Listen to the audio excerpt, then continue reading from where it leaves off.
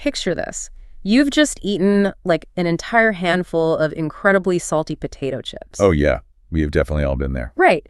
You feel that immediate, intense crunch, that burst of flavor, and then almost instantly, you crave a massive glass of water. It is a completely visceral reaction, yeah. Exactly. It's visceral. But your body is actually doing something way more drastic in that moment than just making you thirsty. Oh, absolutely. And to really understand how your gut actively protects you from cellular death, which sounds dramatic, but it's true, we have to look at a microscopic worm. It sounds like a stretch, I know, but it makes total sense when you dig into it. Yeah, and we're digging into a truly fascinating paper today. It's an April 2026 paper published in the journal Nature by Jihye Yan and colleagues. It's such a brilliant piece of research. So the mission for today's deep dive is to explore this, well, I like to call it a microscopic algorithm of survival. We're looking at how a single specific neuron in the gut of an animal detects toxic salt levels and then completely reprograms the animal's entire body to survive. And to really grasp the stakes of that biological reprogramming, we have to kind of rethink how we experience the world. Like we are very familiar with exteroception. Which is how we sense the outside environment, right? Exactly. It's smelling smoke or tasting that salty chip on your tongue. But there is a parallel system called interoreception. This is how your internal organs continuously sense the chemicals inside your body. Like within your blood or your digestive tract. Right, to regulate your metabolism. And while the Nature study we are looking at focuses on the nematode Caenorhabditis elegans, usually just called C. elegans, the mechanism is incredibly relevant to you. Because it maps onto our biology. Yeah, the foregut of this tiny worm acts remarkably like the mammalian enteric nervous system. Which is basically our gut. I mean, we hear the enteric nervous system called our second brain all the time in popular science. It is, and the reason that label works so well is because it's an autonomously functioning network. It's a web of neurons embedded directly in the tissue of your digestive system. Meaning it can make decisions completely independent of your actual brain up in your head. Exactly. And let's look at how precise this gut brain can be in the worm. The C. elegans worm has a network of exactly 20 pharyngeal enteric neurons. Just 20. Just 20 individual cells managing the whole gut. We call them PENs. But this research zooms all the way in on just one of them. A single cell known as the I3 neuron. Wow, okay, the I3 neuron. And this is a perfect example of extreme biological specialization, right? Oh, absolutely. The researchers used an electron microscope to map its physical structure, and it is highly unusual. Because normally sensory neurons have these tiny hair-like structures, right? Yeah, they're called cilia. They project outward to catch chemicals in the environment, almost like a microscopic net. But I3 has absolutely no cilia. It's totally non-inciliated. Okay, wait. So if I'm picturing this microscopic, transparent worm and deep inside its throat, which is the pharyngeal lumen, there is this one single nerve ending dipping its toes into the food stream. You're saying it has no net to catch the salt. It's exactly the opposite of a net, actually. The membrane at the very tip of the neuron, right where it makes contact with the food rushing down the gut, is expanded and curved. Oh, interesting. Yeah, it's this highly specialized asymmetrical shape. It maximizes surface area to press flat against the flow of the gut. So it's constantly sampling whatever's coming down the pipe. But a unique shape isn't enough to actually taste anything, right? Like the neuron can't just passively feel the salt rubbing against it. It needs a chemical mechanism. Right, it needs molecular receptors. And the paper outlines that the I3 neuron uses two specific ionotropic receptors, GLR-9 and GLR-7. Yeah, to understand those receptors, imagine a locked gate on the surface of the cell. An ionotropic receptor is basically a protein channel that stays closed until a very specific chemical key binds to it. And when that key fits, the gate springs open, ions rush into the cell, and it triggers an electrical signal. That is how a neuron physically fires. And the dynamic between GLR-9 and GLR-7 is fascinating. I like to think of it like a buddy cop dynamic. Oh, I like that analogy. Yeah, so GLR-9 is the specialist. It's the detective with the highly trained nose that actually detects the salt. But GLR-9 has a massive logistical problem. It really does, because if it's produced deep inside the cell, it can't get to the crime scene alone. Right. It needs GLR-7, the co-receptor, to act as its vehicle to transport it out to the very edge of the sensory ending that the food actually is. And without that transport vehicle, the system just fails entirely. If the worm is missing GLR-7, the GLR-9 detective just accumulates in the main cell body, completely useless, far away from the gut lumen. Wait, hold on. Biology usually builds in backups and redundancies, you know. If GLR-9 is the ultimate salt detector, why is GLR-7 so absolutely crucial? Like, how did the researchers isolate this and prove that one literally cannot function without the other? So they used a brilliant two-part approach to prove it. They started with what we call a blank slate experiment. They took a line of human kidney cells grown in a lab. HEK293 T cells, right. Exactly, HEK293 T cells. And these human cells obviously do not naturally possess worm gut receptors. So they introduced just the GLR9 gene into these cells, exposed them to a heavy salt solution, and nothing. The cells remained completely blind to it. Nothing happened at all. Because the detective had no ride to the surface of the human cell either. Precisely. So the researchers then introduced both GLR9 and GLR7 together. Specifically, they used isoforms A and B of GLR7. And what happened? Instantly, these human kidney cells gained the ability to detect salt precisely the way a worm's gut does. That is wild. Yeah, they recorded massive spikes in intracellular calcium, which is the chemical proof of a neuron firing. And beyond the human cells, they did this in vivo too. They forced other neurons within like the ASE and I1 neurons, which normally ignore salt, to express both receptors. And suddenly those neurons started trafficking the receptor to their outer edges and firing in response to salt. Yep. It is absolute proof that the two proteins must form a complex to work. Think about the crazy implications of that. You put two specific worm genes into a human kidney cell, and suddenly the human cell can taste its environment using a worm's lock and key mechanism. It really is mind-blowing when you think about it. Okay, so we know exactly how this microscopic tongue is detecting its environment. Let's look at what it is actually tasting, because I3 isn't just tasting saltiness in a generic culinary sense, is it? No, it is highly specific. It is hunting for cations. Cations being positively charged ions. Exactly. When you dissolve table salt, which is sodium chloride in water, it splits apart. You get a positively charged sodium ion, Na+, and a negatively charged chloride ion, Cl-. And the I3 neuron is exclusively looking for the positive charge. Yes, the cations. Yeah. Like sodium, calcium, potassium, magnesium. And the researchers proved this by essentially playing a microscopic game of shape sorting. Shape sorting, like the toddler toys. Yeah, basically. They wanted to know if the neuron fired because of the sodium or the chloride. So they replaced the small positive sodium ion with a different molecule called NMDG. And what makes NMDG special? It's functionally positive, but physically massive and bulky. Ah, so it wouldn't fit in the lock. Exactly. When they flooded the neuron with that bulky positive molecule, the neuron went completely silent. The massive molecule simply could not physically fit into the GLR9 keyhole. Wow. But when they did the reverse keeping, the small positive sodium, but swapping out the negative chloride for a completely different negative molecule called gluconate, the neuron fired perfectly. So it's an incredibly specialized detector. The gate only opens for positively charged ions small enough to fit the physical lock. Right. But here's where we need to take a step back and ask a seemingly obvious question. Isn't the main biological danger of eating too much salt simply dehydration? That's a very common assumption, yeah. Right, because if I put a worm, or a human cell for that matter, into a high-sugar environment, water is still going to rush out of the cell to balance the concentration. Osmotic stress. Yes, osmosis. The cell will still shrivel up and die. So why does the body need a highly specific cation sensor at all? Why not just have a general dehydration alarm? See, that question right there is the exact paradigm shift this paper introduces. Let's look at the mechanics of what you just described, osmotic stress. Okay. If you place a worm in a highly concentrated equiosmolar sugar solution, say, heavy fructose or sorbitol water is violently pulled out of the worm cells to dilute the sugar outside. And the worm gets paralyzed. Right. It quickly becomes paralyzed and dies from that water loss. Yeah. But here is the incredible discovery. As the worm is dying from that sugar-induced dehydration, the I3 neuron does absolutely nothing. It completely ignores the sugar. It remains totally silent. It doesn't care about the fructose or the sorbitol. It just sits there silently while the body shrivels up. Yeah. And what that proves is that animals have evolved a dedicated standalone pathway specifically for salt toxicity, totally separate from the general hypertonic stress pathways. Because salt isn't just dangerous because it pulls water out of cells. Right. The actual positively charged sodium ions are electrically active. At high enough concentrations, they are directly toxic to the internal machinery of a cell. The body needs a specific, dedicated alarm system just for cure cations. And what's even more fascinating is that this dedicated alarm system is completely cell autonomous. Meaning it acts on its own, yeah. Like I3 is a lone sentinel.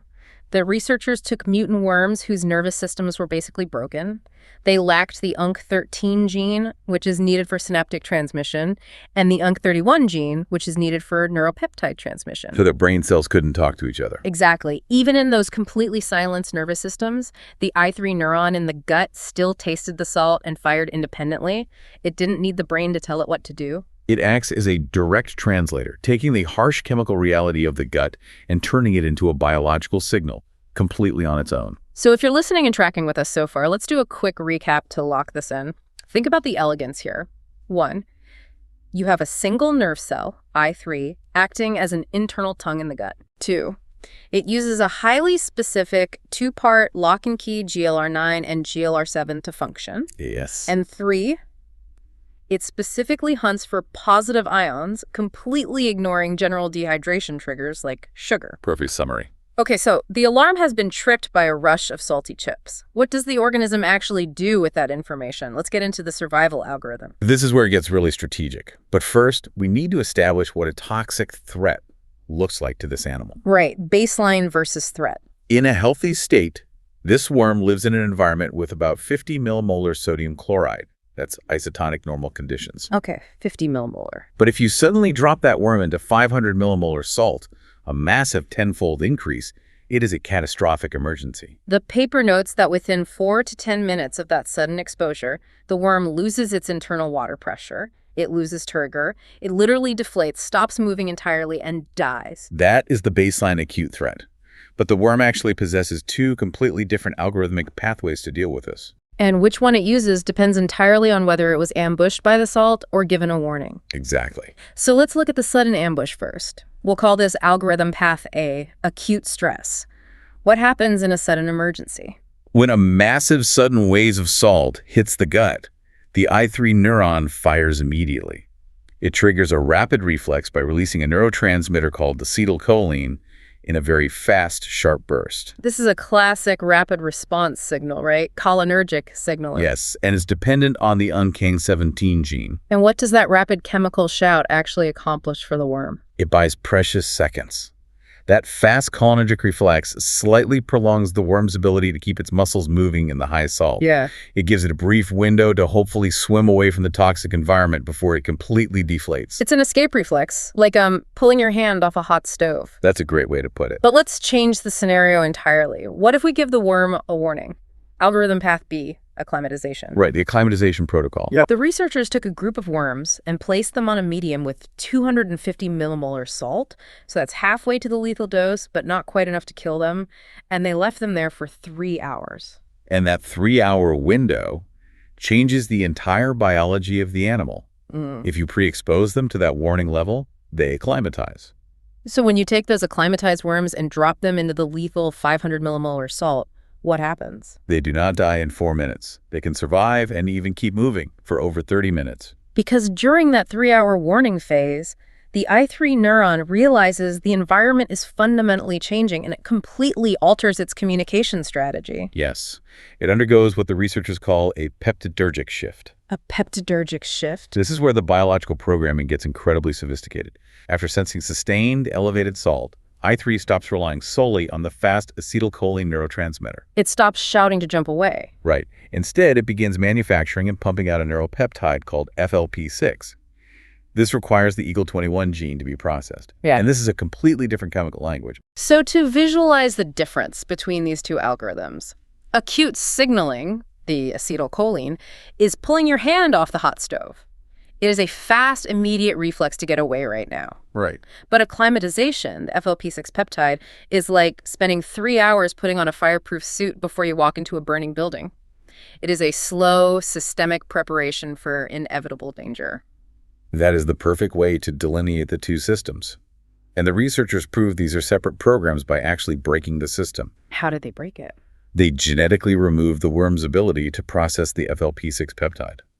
When they did that, the worm completely lost its ability to prepare for the heavy salt. It couldn't build the fireproof suit. Exactly. It died quickly, even with a 3-hour warning. But crucially, breaking the peptide system didn't ruin the worm's fast reflex to sudden salt. Oh, so the hand on the stove reflex still worked perfectly? Yep, the acute pathway was totally unaffected. Which naturally brings up the most important question of the entire paper, at least to me. If this FLP6 peptide is the signal to build the fireproof suit, what is that suit actually made of? That is the big question. Right, like how does a chemical released by one single cell in the gut physically alter the rest of the body to prevent death? Well, to figure that out, the researchers had to read the worm's genetic master blueprint. They looked at transcriptomic data. And for anyone unfamiliar, transcriptomic data essentially tells us exactly which genes are being turned on and which are being turned off across the entire animal at any given moment. Right, and the data revealed a massive body-wide broadcast. When I3 pumps out that FLP6 peptide, it travels outward and triggers extreme genetic changes in completely distinct distal tissues. We're talking far away from the gut. Yeah, specifically in the worm's epidermis, which is its skin and its intestine. The gut is essentially hacking the DNA expression of the skin. So let's break down exactly how that genetic hacking keeps the worm alive, because there are specific clinical details here. First, the peptide triggers the activation of the GPDH1 and GPDH2 genes. And those genes are responsible for producing glycerol, which acts as a biological antifreeze. It's an internal osmolyte. As the heavy salt environment tries to violently suck water out of the worm pumps its own cells full of glycerol. It essentially replaces the lost water volume. Yeah, it stabilizes the internal proteins and physically prevents the cells from collapsing and shrinking. And along with glycerol, the peptide activates another gene, TREE5, within the worm's glial cells. The glial cells being the support cells surrounding the nervous system. Right, and TREE5 ramps up the production of a specific sugar called trehalose, which acts as another layer of cellular protection, shielding the delicate nerve structures from the toxic sodium ions. But the most striking change happens on the very outside of the worm. The peptide signal upregulates a gene called FIPR26 in the hypodermis, which is the layer just under the skin. This is my favorite part of the mechanism. Because it doesn't just change the internal chemical soup, it alters the actual physical architecture of the worm's cuticle. It literally reinforces the physical armor of the animal, making its exterior barrier thicker and more resilient to the harsh environment. It physically builds the fireproof suit. But here's the catch. This incredible, complex sequence of armor building requires the I3 neuron to be monitoring the environment perfectly. Right, the sensor has to work. Exactly. When the researchers looked at mutant worms, specifically the GLR-9 mutants that lack the salt sensor entirely, they found a catastrophic failure of this system. So even if they get the 3-hour warning? Yep. Even when given the 3-hour salt warning, the protective genes simply stay dormant. The GPDH1 antifreeze wasn't produced. The TREE5 nerve shields failed. The FIPR26 skin upgrade didn't happen. And this leads to a detail that, frankly, completely changes how we view our organs. It's so profound. The researchers noticed that even under perfectly normal, healthy conditions, like the 50 millimolar baseline with no toxic salt threat at all, those GLR-9 mutant worms already had misregulated cuticles. Their physical armor was fundamentally flawed from the very beginning. Which reveals something incredible about the true nature of interoreception. We tend to think of these sensory neurons purely as emergency alarms. Right, waiting for a crisis. But they are actually chronic, constant monitors.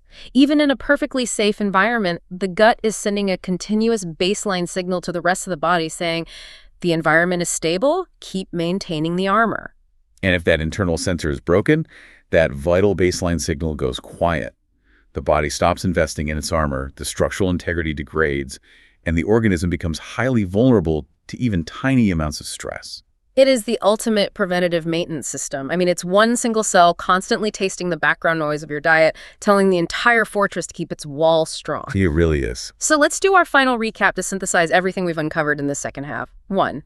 Sudden salt triggers a fast cholinergic defense, an escape reflex using acetylcholine. Yes. 2. Sustained salt triggers FLP6 peptides to warn the body over 3 hours. The peptidergic shift. Exactly. And 3. This warning physically alters the animal's skin and cellular chemistry by activating genes like GPDH1 for glycerol and FIPR26 for the cuticle. Perfect. And while it's really easy to listen to all of this and think, well, that's a fascinating quirk of a microscopic worm, the evolutionary implications are so much larger, aren't they? Oh, massively larger. Because while specific ionotropic receptors like GLR-9 are usually found in protostomes like insects and nematodes, the broader concept of salt-specific interoception applies directly to us mammals. Like separating general water loss from the specific deadly threat of positively charged sodium. Where do we see this playing out in human biology? So mammals have specialized clusters of neurons in the brain called OVLT neurons. OVLT neurons. Yeah, and what makes them unique is that they sit completely outside the blood-brain barrier. They're essentially dangling their toes directly into our bloodstream, constantly tasting the salt levels in our blood, very much like the I3 neuron tastes the gut in the worm. Okay, wow. And just like I3, these human OVLT neurons preferentially fire in response to hypertonic sodium chloride, but they completely ignore equiosmolar sugars. They have a dedicated salt pathway, too. Exactly. And they use that data to constantly adjust our blood pressure and our sympathetic nerve activity to keep us alive.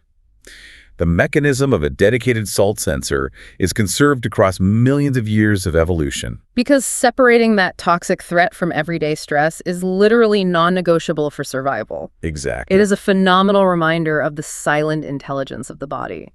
You know, you are not just reacting to the world outside your skin. Your organs are constantly monitoring an entire internal universe, making millions of calculated adjustments every single second to keep the fortress standing. It changes how you think about eating, honestly. It really does. Which brings us to the end of our deep dive today. But I want to leave you with a final provocative thought, something for you to really mull over on your own. Oh, I'm ready. We've just spent the last 20 minutes exploring how a single gut neuron in a tiny animal is constantly tasting its diet, silently rewriting its gene expression, and fortifying its cellular armor based purely on the chemical reality of what it eats.